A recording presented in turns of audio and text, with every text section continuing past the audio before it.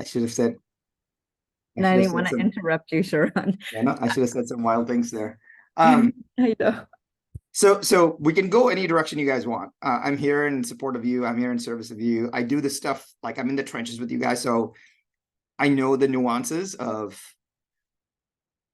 unfortunately, I know the nuances of what a buyer is asking or what a seller is asking. I know the nuances of how to write email. I know the nuances of how much time it takes to actually like make a video. I know the nuances of this stuff. So we can go two directions. You can tell me which will be most helpful to you. Direction number one is I have a bunch of emails that are working really well, which I'm happy to share, and we can kind of go through that if you would like. Or option number two is if you're like, hey, we have some very tactical things that we want to kind of talk about and get your opinion on. It's just my opinion, and you can do whatever you want with it. If you want to talk about that, that's okay too. But you tell me what direction you want to go, and then I'm happy to go that direction because I want it to be most helpful to you. Yeah, what do you guys think? One or two? I mean, I think a lot of it's helpful, and we have a lot of people who are already on social media. I think what I really wanted Sharran to come on for you guys was like his email marketing and being consistent with follow-up, because I know a lot of us get leads and all this stuff from open houses, social media, and everything else we do, but the email follow-up has been kind of a half in, half out for a lot of people. What do you guys think? Put a 1 in the Maybe chat or 2. if we could have a two-part, I know, Sharran, your time is limited, but if we could even ask questions after, because I'm sure, I Yeah, mean, of course. I'd love to ask you questions about a few things. Yeah. So let's do this. Let me go through maybe 4 or 5 different emails. It'll take like 5-10 minutes, and then we'll spend the next 5-10 minutes kind of jamming. Is that cool, Stephen? Cool. Awesome. Perfect. Rose, can you give me co-host or share access, please?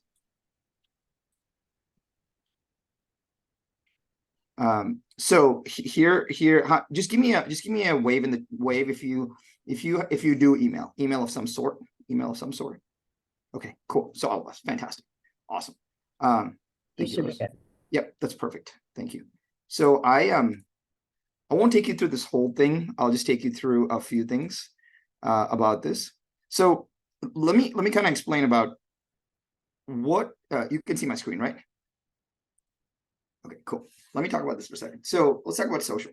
Here are the few things, this maybe will frame this overall. Here are the few things that are happening right now, right? Number one, what's happening on Facebook? It's good to know this.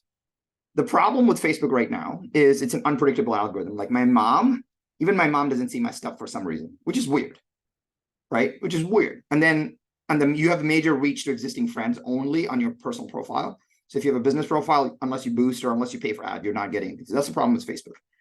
The problem with YouTube is there's a major effort involved and it's a long-term strategy. So you don't get anything right now. By the way, like 2024 is my year of YouTube because I brought on, like, I'll give you the, I brought on a full-time, so Steven staves this as a question. I brought on a full-time brand manager to run Sharran brand 6 weeks ago because it was just too much. So I have one person running all, like literally is running my brand like a product manager. And we're going to do, YouTube in 2024. So I'll tell you more about that in a second. TikTok. If you're not, TikTok is very trend obsessed right now. So early days of TikTok, I did really well, got a ton of followers, even before it was hot, but it died off because I'm not funny. And it's okay. Like I understand that. And so, but you need to entertain or hit hot buttons to do well on TikTok. And then you have Instagram, which is extremely saturated right now. And you have insane competition. So I highlighted the 2 blue boxes. The 2 blue boxes that you see, one says I work 4-day work weeks and 80% equals 100%. That's like this is from like 6, 8, 10 months ago. Actually, this is a year ago. This was, by the way, if you're folks at Reel, those 2 videos that I highlight were done at One Reel, which is our convention last year.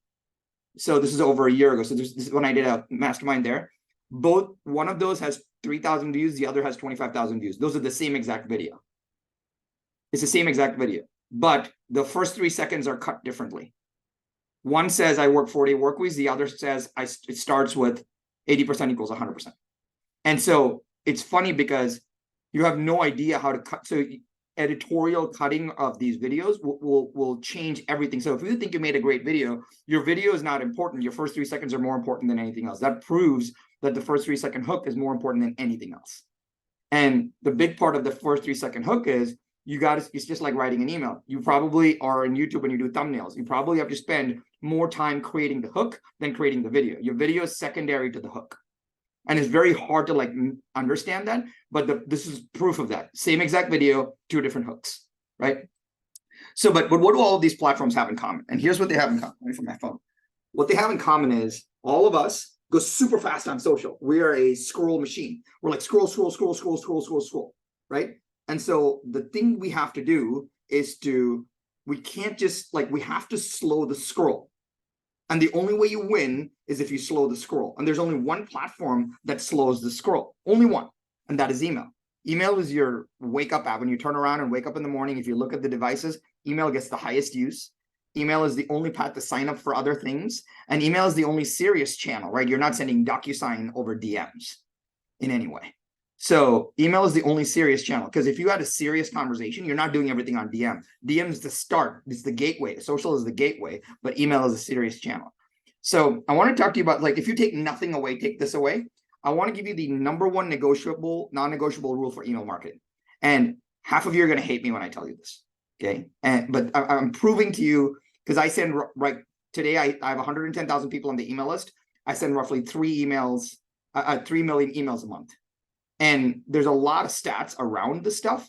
And I can tell you this is all very data-driven, data-generated, because I write every single email that I send because I want to be very close to it. And no one else writes email. Like I log in, I write all the emails that I send. And here's how you write the email. You want to mimic a concert invitation. And here's what my Def Leppard is my favorite band, by the way.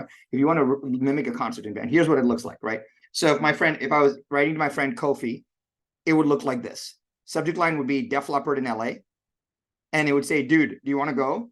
March 12th, Hard Rock. Here's the full big long link. This is how I would write email to a friend. If this is how I would write email to a friend, this is how I should do email marketing. The problem, what we are doing with email marketing is we're making email marketing look pretty. We're making it marketing. We're like, we've got boxes and grids and how it's structured and it looks good at email. We're doing that. And the reason when you do that, the problem with that is twofold.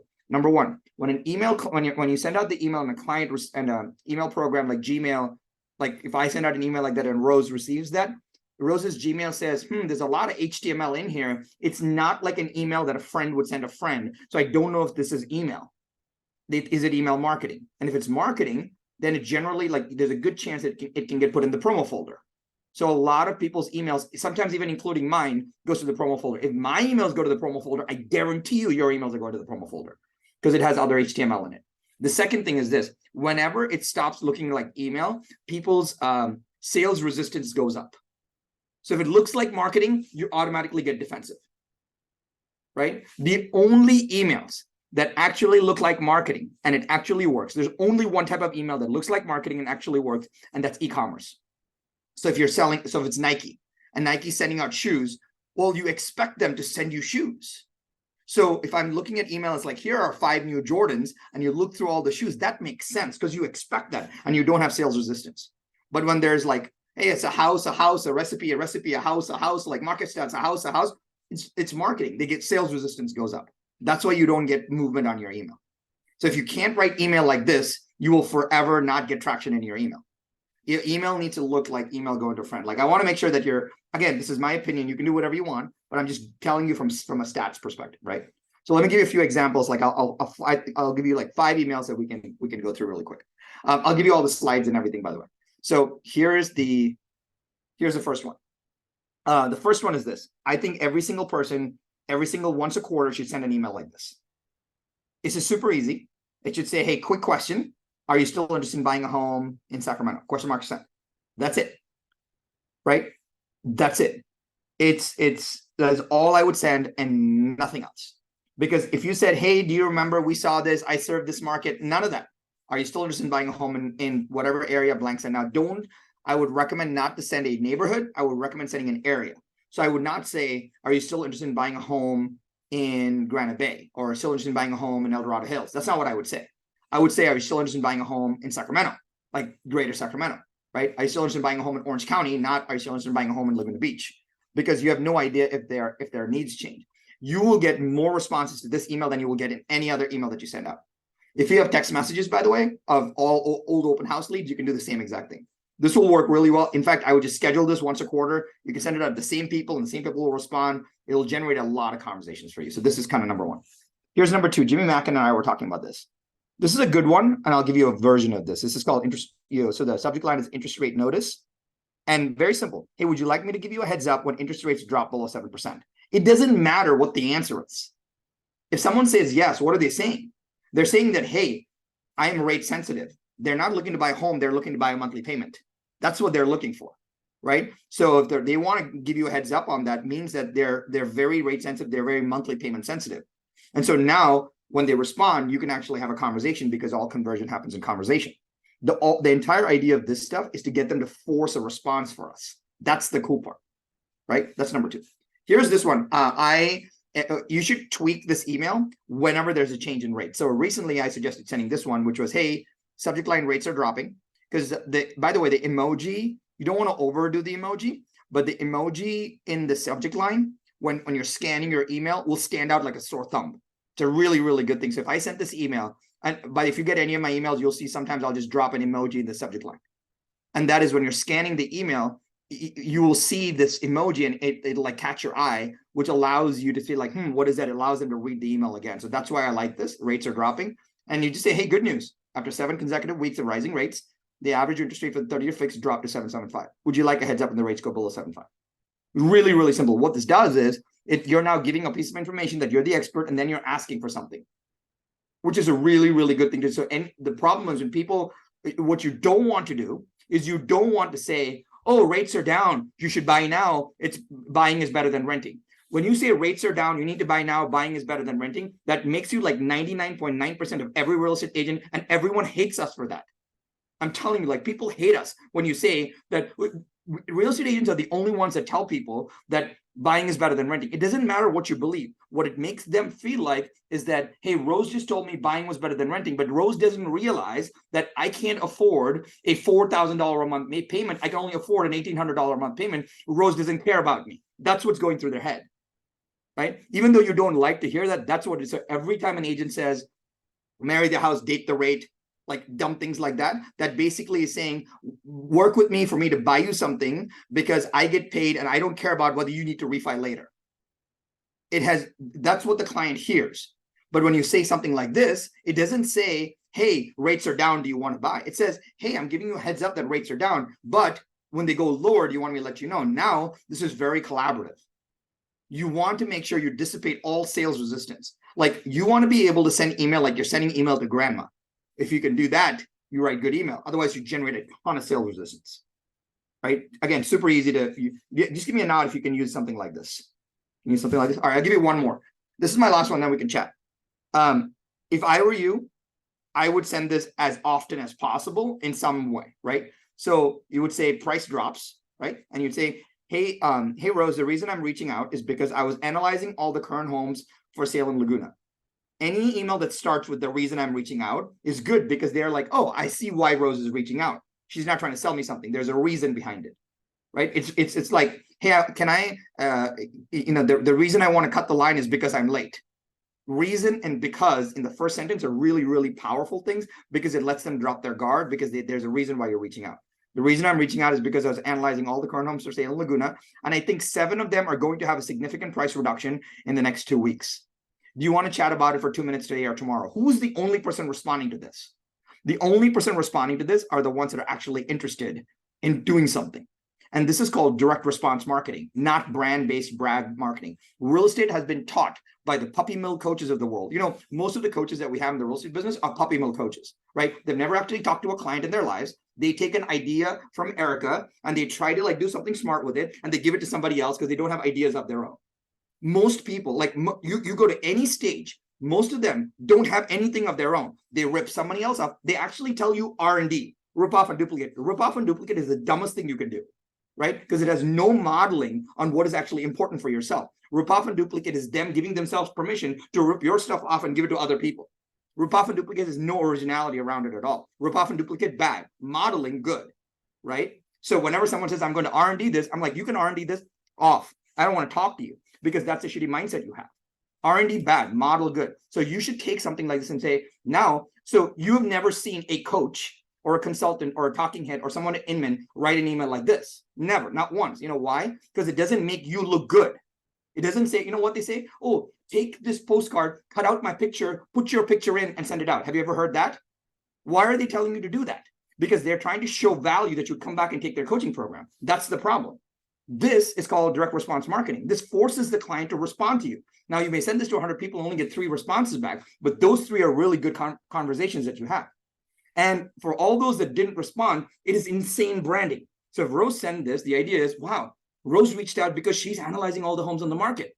Oh, wow, she knows how to read the tea leaves because 7 of them are going to have a significant price reduction. Hey, before I do anything, I should talk to Rose. The first part of this email is total authority branding.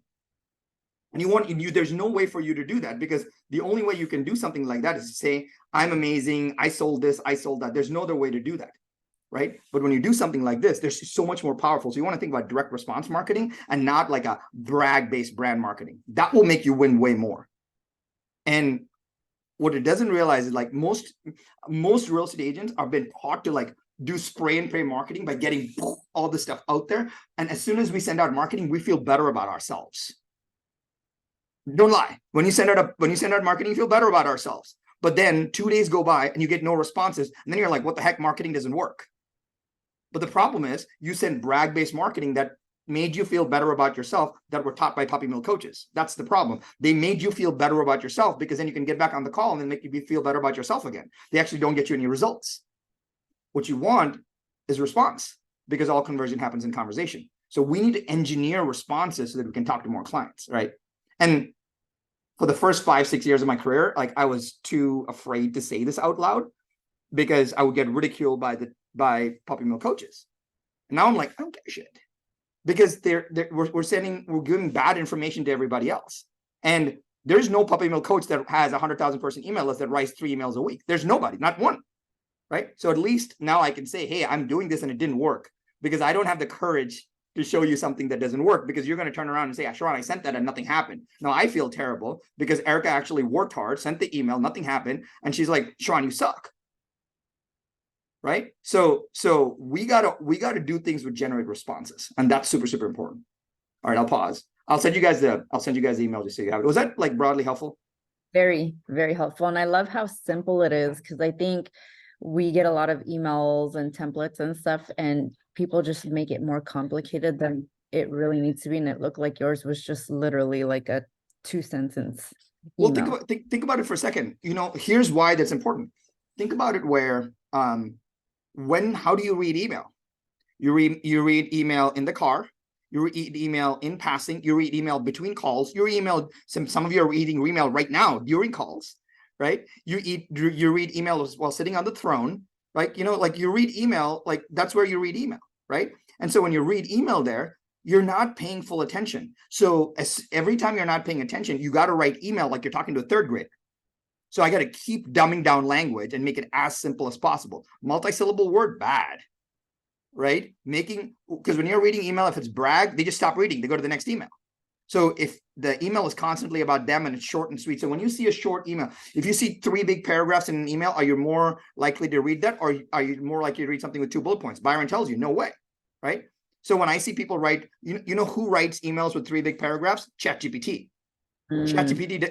So anytime I see an email that is written by, like, I talked to Joe Herrera this morning. I'm like, hey man, who writes your emails? He's like, I think my assistant used ChatGPT. I'm like, I'm going to recommend to you to stop doing that, because no one's reading your stuff, including me. Right? Because I'm like, literally, you can say, hey Joe, here, you can say, hey Sharran, I recorded a podcast. Here's the link. Shoot me a reply if you liked it. That's way better than 3 paragraphs of stuff. Right? Because they know that you wrote it. So we right now have to cut through the B- clutter of AI and be superhuman about everything that we do.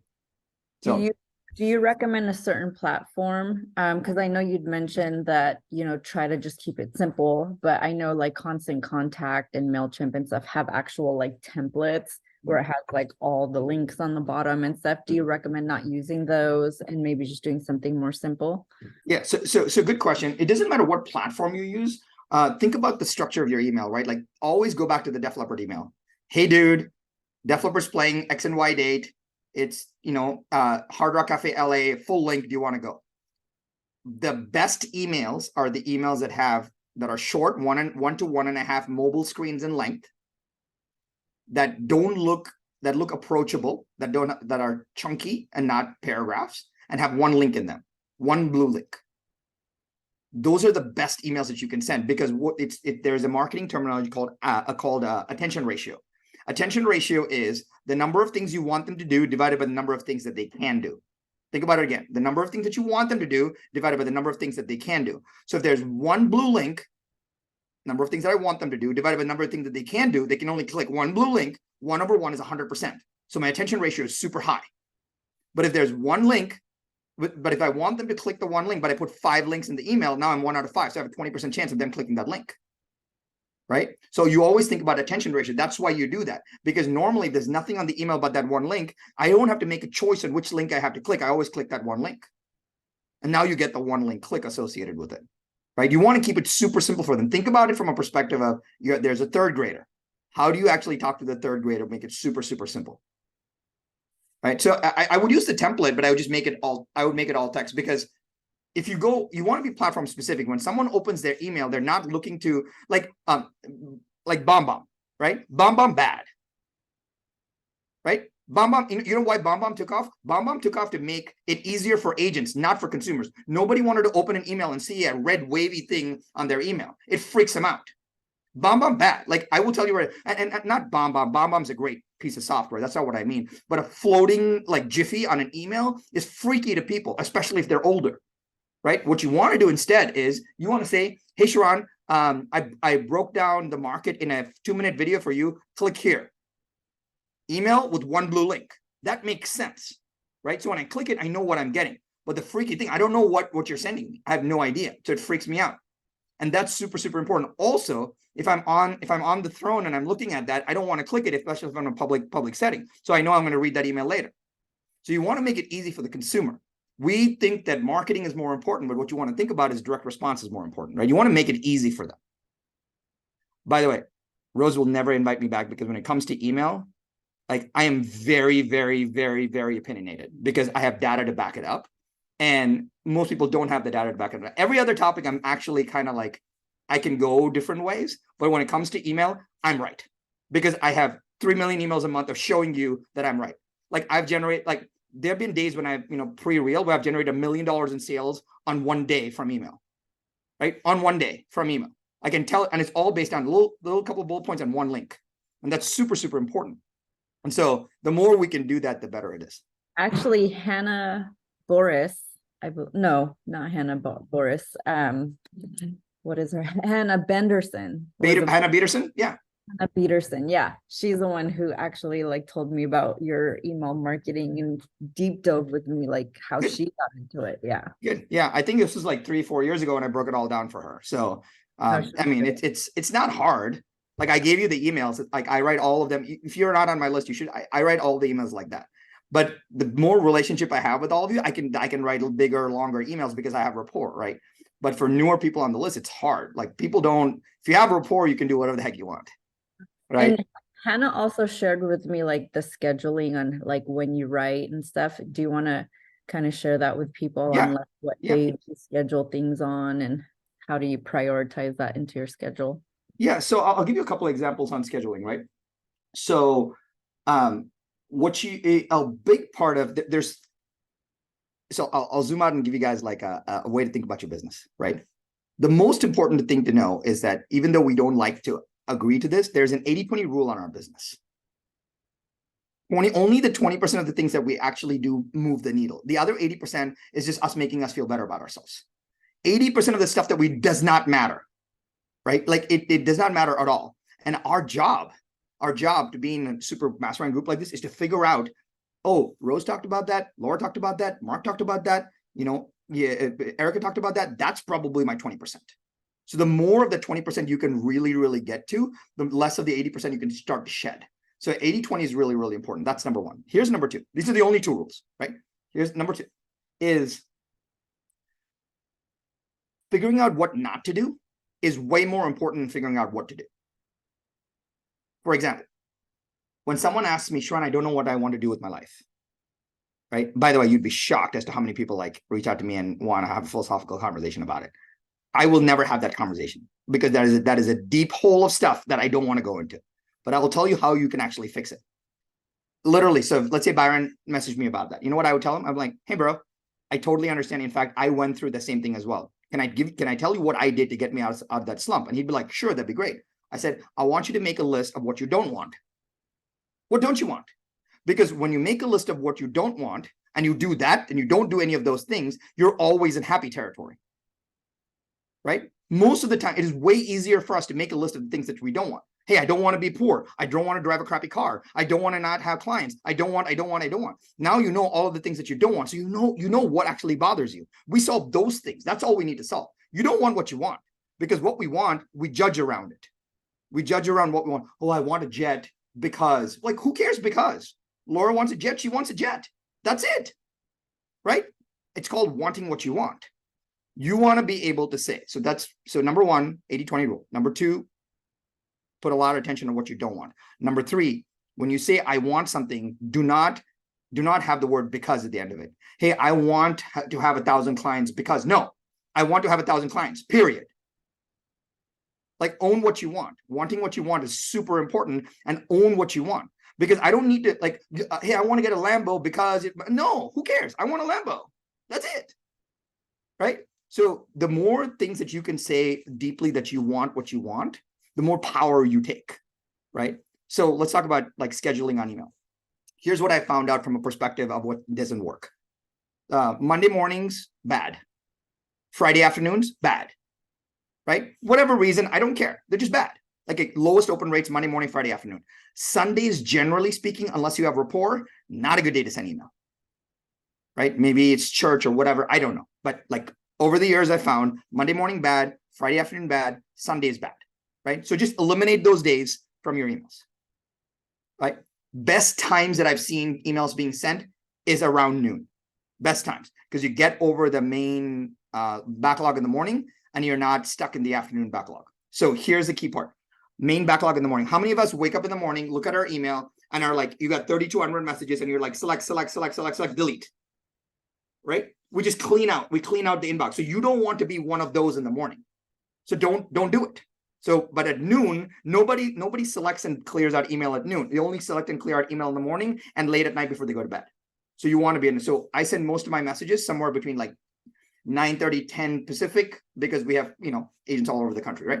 So Tuesday, Wednesday, Thursdays at noon local time ends up being best times to send email. If you have to send something Mondays, Monday afternoon is better. If you have to send something on Fridays, Friday morning is better, right? So if you want a perfect schedule that you can work up to, it is this: Tuesday at noon, Thursday at noon, Saturday morning. That's the perfect schedule, right? Tuesday at noon, you will do some kind of market update or listing-based stuff. Thursday, you will do some kind of deal of the week. And Saturday, you will do some kind of personal message. And then say, P.S., I have an open house tomorrow, right? Something like that. But because on Saturday, what happens is most people don't read messages on Saturday mornings, especially consumers. They're not like us. And people use the entire weekend to process messages from the weekend. So you will see a bleed of messages on all day Saturday and all day Sunday. Again, really good consumer psychology around this stuff, right? So you have to think about that. So best schedule to send out emails: Tuesday at noon, Thursday at noon, Saturday in the morning. That's what I have found. By the way, you will see my stuff will generally follow that schedule. Unless I have to send something random, I'll do Monday evenings and Friday mornings, unless I have to send something random. But I try to do it 3 times a week. Now, if you're not used to sending messages 3 times a week, it's totally okay. I would start with 1 time a week, then I would add the second, and officially I would add the third. But when you can get to a point where you're sending 3 a week, Tuesday, Thursday, Saturday, you're in a really good place with list nurture. But I want to get to, if you think it's too much, it's in your head, just FYI, right? I used to send messages 7 days a week and get 0 unsubscribes, right? Then I realized the 7 days a week engagement was the same as 3 days a week engagement. So I was like, why am I stressing myself to write 7 days a week worth of stuff? So I just kept scaling back. When I went down to 2 days a week, my engagement dropped. So now I went up to 3 days a week. So now I stay at 3 days a week. Sometimes I go to 4, but I stay at 3 days a week. And I have not changed that for 10 years.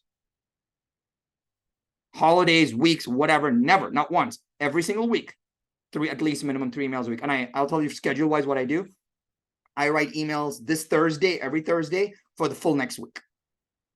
So I pre-schedule this and so there's no drip or anything. I pre-schedule them out because suddenly there's a war in Israel. Suddenly there's like rates increases. You have no idea what your drip is. Suddenly COVID happened. You have no idea. So I don't want my drips to like get stuck and me to write a bad email. So I always am 1 week ahead. And so I know exactly what's happening in the world. So whatever happens this week, I set my schedule this Thursday.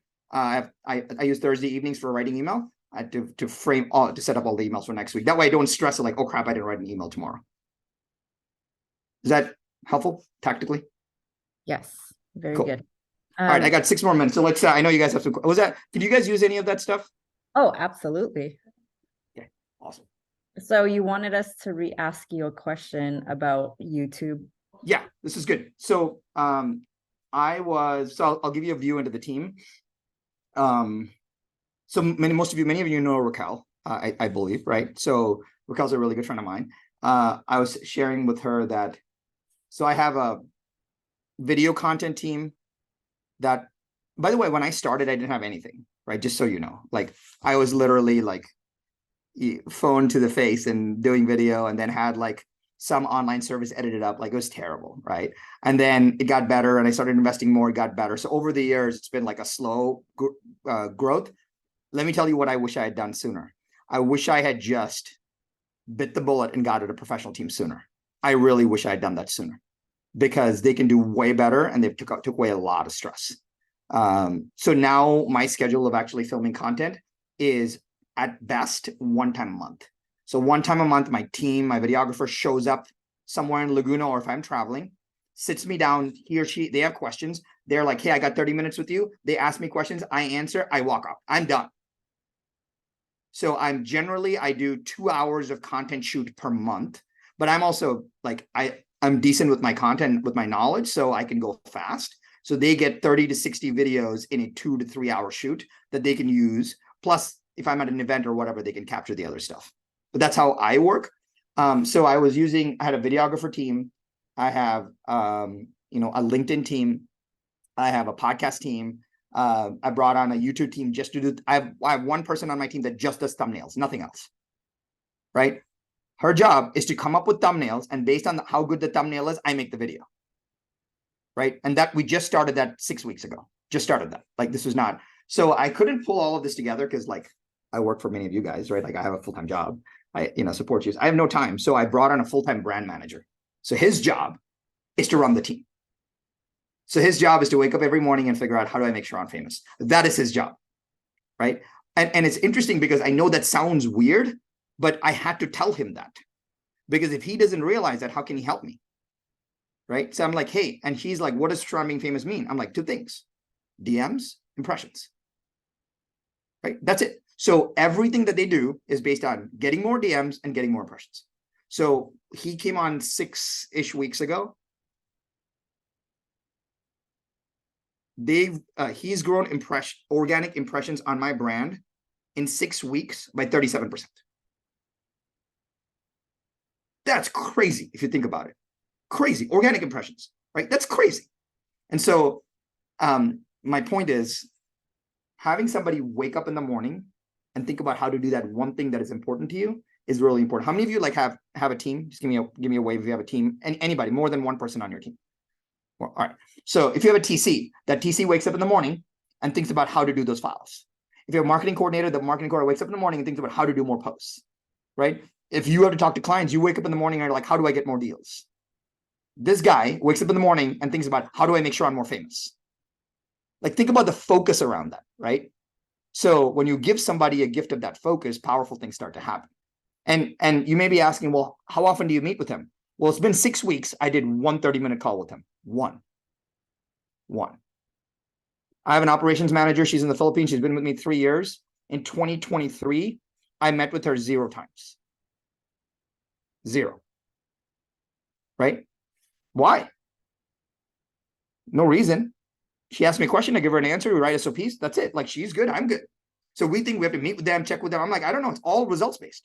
I'm like, did everything that we set up get done? Cool. Love you. See ya. Right? Because the more people I have to talk to, the more stress it is for me. I'd rather spend 30 minutes chatting with you guys than talking to my ops manager on how to respond to comments. Like, that's terrible. I can tell them what to do. Right? So we think that we have to overanalyze people's work. What you want to do is over-index on the results that you expect. If they don't deliver on those results, they'll either find a way to deliver on those results, or you get new people and tell them to deliver on those results. But I will tell you, most of the time, when people know what they're delivering and they have the capability to do that, they're really happy. Because they're like, hey, Sharran wants more DMs. I'm going to get him more DMs. He's going to be happy. Done. I'm like, bro, I love you. You got more DMs. See you later. Keep getting me more DMs, right? So, not that you have to bring a brand manager on, but if you want a thing to improve, someone has to wake up in the morning and think about that thing. You can't think about that thing part-time and expect that thing to improve, right? So someone has to focus on that thing. So whatever the big things in your life, your health, your relationship, your deals, your leads, your marketing, your brand, whatever, either you or someone else has to wake up in the morning and focus on that thing. And if you're going to give it 2 hours a week of focus, you're going to get 2 hours a week worth of results. It's okay. Just know that. Right? Cool. Helpful? Love that. Thank you. Do you What else guys you got? Yeah, let's do one more question or an idea, or Okay. Going to Rise was absolutely freaking amazing. Sharran, you started and I didn't know you had that much energy, even though you speak with a lot of energy. One thing Tamir was speaking about is the next 6 months is going to be one of the most difficult times in the market we've ever seen. I know you got to go soon. Maybe we can make this quick. What are 1 to 5 things we need to focus on to get us through that 6 months to build for the future with our business? Yeah, super good, right? Rose, just to remind me, and I'll send you a video that I made about this because multiple people asked me this. So I'll send you the video. You can send it to the group. It's a short one, but I'll give you the answer. The answer is, so please write these down. There are 3 things. Number 1, singularity of focus. Singularity of focus means not focusing on one thing, but focusing on one result.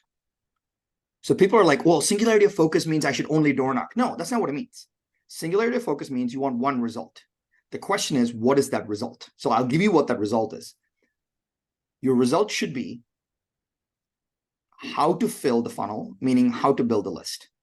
The more people that raise their hands, the more inquiries that you can get right now, the more people that you actually add to the database right now is going to print money for you later. Because we can never control, have you guys heard about right place, right time, right?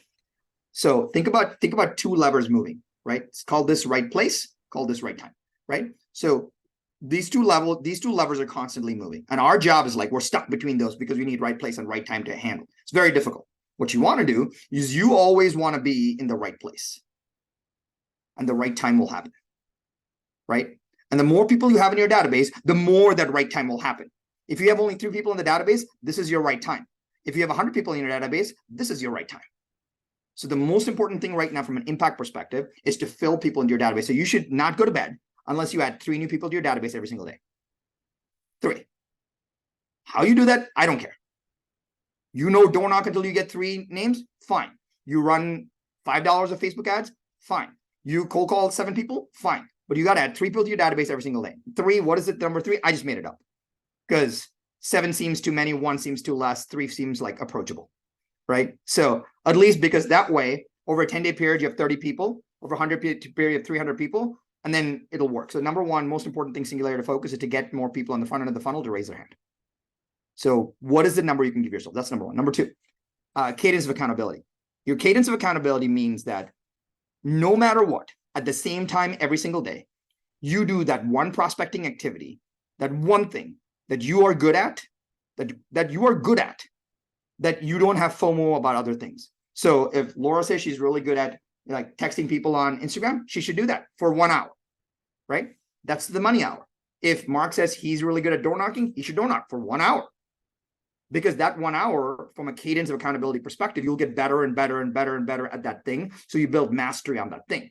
But because when things go awry, Stephen, what happens is we're like, oh my gosh, I don't know what's going to work. So I'm going to try 19 different things. It's the opposite. You want to go do the one thing that you're really good at. Nobody wants to do something that they're not good at. I don't golf. You know why? I'm just not good at it. It's really irritating. I'm go there, I hack. It's beautiful. I live in Southern California and I'm but I hate it. When I finish the 4 hours, I feel really bad about myself. I don't want to do it, But on the tennis court, I can kick everybody's butt. I want to play more tennis.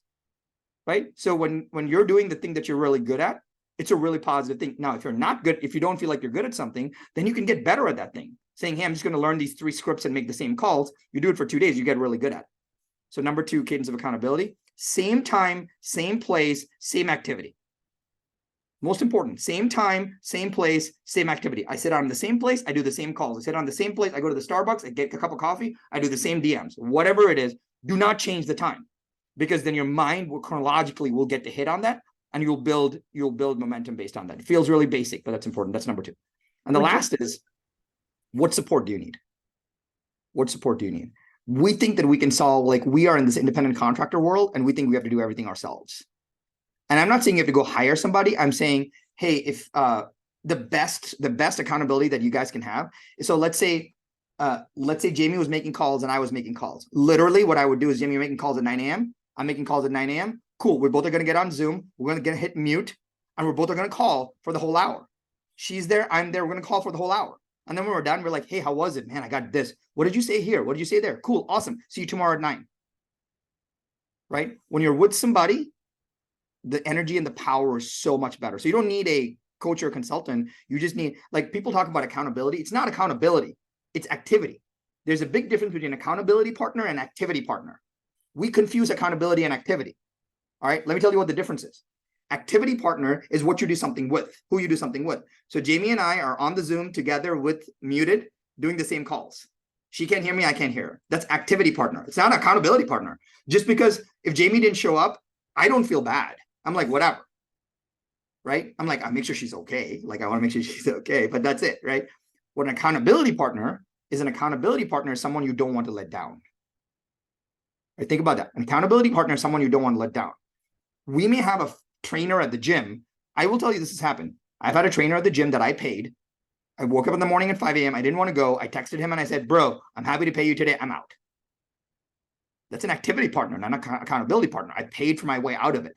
An accountability partner is if Rose promised me that she was going to get me a report on everything that she did this week and she didn't get it to me, she's going to feel bad that she let me down.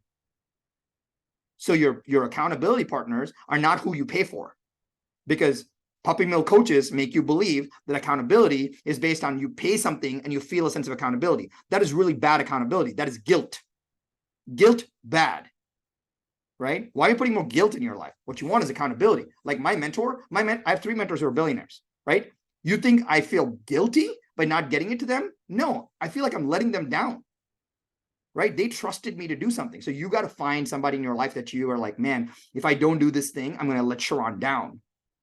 That's what accountability is all about. So those 3 things: number 1, singularity of focus; number 2, cadence of accountability; number 3, a good support system. If you have those 3 things, you can accomplish anything, especially during like this tight period. Hey, Sharran, do you count like creating content for social as one of those cadence of accountability in your hour of power, or something more like talking to direct people? So good question. Think about it differently. You're right. So I can make content, but that's me hiding behind creativity, right? I want the goal of what? To add 3 people to my database. The thing that I need to do needs to add 3 people to my database, because the more people I have in my database, the more opportunities I have. A house never signed a contract. A person signed a contract, right?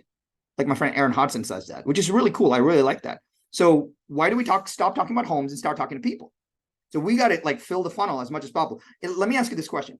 How many of you have like 100 people in your database? Just give me a way, 100 people in your database. All right. If you woke up tomorrow and you had 200 people in your database, would you feel like you have a better chance of getting more business? Yeah. Right. So we know that's true. Then we should go do that thing. Right. The most important thing is I have 100 people in my database today. I'm communicating with them. Whoa, that's a great freeze screen. I don't know what the heck happened in my screen there. Oh, I'm back. Okay. Sometimes this happens when you have like a super expensive setup, and so don't get super expensive setups. That's what I'm talking about. Right. So 3. So I would do whatever, Rose. I would do whatever it takes, and ask yourself the question: if I do this activity, can I add 3 people to my database? If not, don't do the activity. That's not your money making activity. But if Laura says, cool, I'm making content, but as soon as I post, I'm going to go back to who's live and who's commented on people's feed and start DMing. Cool.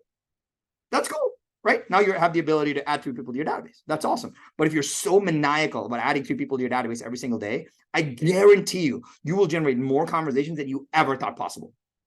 Because I know that once Jamie starts talking to somebody, the chances of getting a lead or a referral or a deal go up sky high. But if you're just consuming content, you don't really have that opportunity. So that's the filter I would use. Thank you so much. Good? Yes, so good. Awesome. I will send you, Jamie, I'm sorry, Rose, I will send you that little video that I made, just because people asked me that question. And so it's similar to the answer that I gave, but at least you'll see it in like a 5-6 minute format. So I'll share that with you guys. Perfect. Good? Awesome. Helpful? Yes, super helpful. You're the man, Sharran. No, man. Hey, I appreciate you guys. Thank you for all for being together. Thank you for sharing. Thank you for inviting me. Thank you for like committing to getting better, because there's a lot of people in this world right now, especially in our industry, who are not doing this. They're not doing this. And we are better off doing this because it makes us better. And that's super powerful. So big kudos to Rose and Stephen for having us on. I appreciate you guys. Thank you so much for having me. Thank you. Thank you so much, Sharran. Right, Thanks, guys. Sharran. Okay. Let me know if I can help in any way. DM me or whatever. And I'll talk to you guys soon. Okay. Perfect. Thank you. Bye, everyone.